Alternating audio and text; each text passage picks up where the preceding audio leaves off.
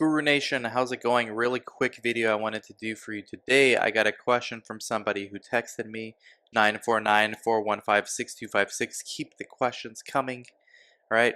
Like my shirt says, all day, every day, I'm here to answer questions and do a lot of other stuff. Have fun with you guys. Today's question is controversial. Today's question, nobody wants to touch, but I'll do it. I'll do it, and I'll give you the real answer. Okay, so this person is just learning research. I think he's a consultant of some sort. Um, and with all the new studies out there, it's no wonder these kind of questions come out. So it's about patient recruitment, and it's about what's allowed and what's not allowed. And if you look at GCP, good clinical practice, the question the person asked was, is it okay to pay a referral fee to either another clinician to refer patients or to just regular individuals to refer their friends and family? And the answer is, it's complicated. All right. In the case of a physician, you've got different kickback, anti-kickback laws. I did an entire podcast with Darshan Kulkarni on this. There's a workaround paying a clinician for legitimate work that they're doing, paying them for their time or paying them for an assessment. So rather than paying a clinician a referral fee, what you can do is pay a clinician a pre-screening fee based on a form they fill out for the patient. So in other words, they actually asked, they did work, they asked the patient questions, they tried to pre-qualify them, they documented it. You can pay them for that. That's an assessment, that's a legitimate assessment that you can pay them for. If they are a sub-investigator on your study, you can compensate them for anything because they're part of the team, they're a sub-investigator. But if they're not involved in the study as a sub-investigator, or on the delegation of duties logs in some way, then compensation's a little trickier and you have to do things like I just suggested with the pre-screening form and things like that. Now we got the clinicians out of the way, let's get to the regular individuals. All right, your patients are often a good source of referring other patients. I know sites who do pay referral fees. GCP says you shouldn't be coercive to your own patients in the study. So you shouldn't entice them to be in the study.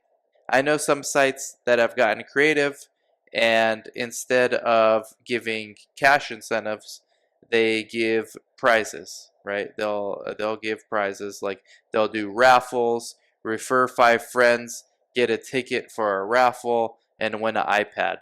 So I've seen sites do that.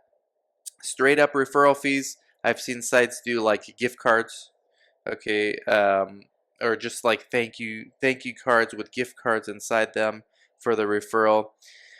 I'm not an attorney.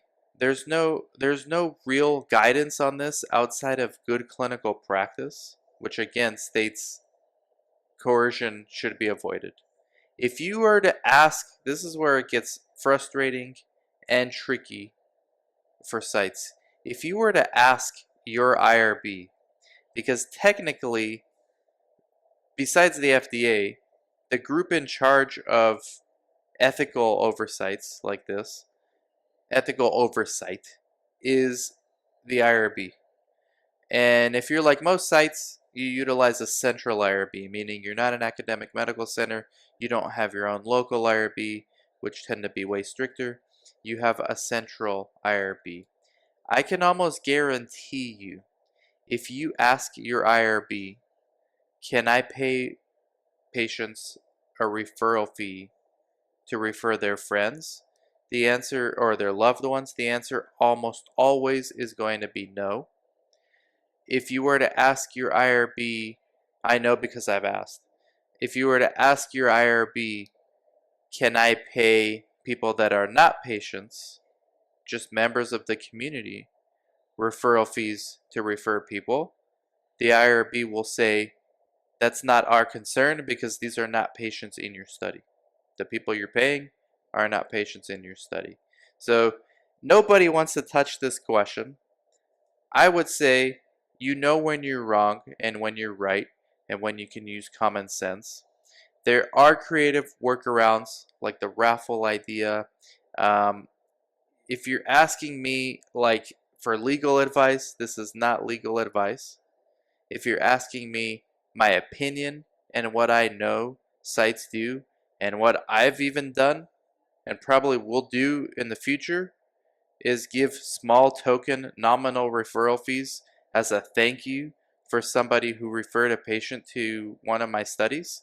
Whether that patient qualifies or not, I'll pay a referral fee as a thank you or give a gift card, Starbucks gift card or something. I'm going to keep doing that. Um, and that's my opinion. But again, not legal advice. And GCP states no coercion, and the IRBs they tend to err on the side of that's not allowed. The safe answer is referral fees are not allowed. It's not an easy answer, as you can tell. There is no answer. Just don't be coercive and make sure that you can justify the fees that you're paying out, especially when it's clinicians. Thank you guys for watching, listening. I appreciate it. Let me know what you think. Catch you later.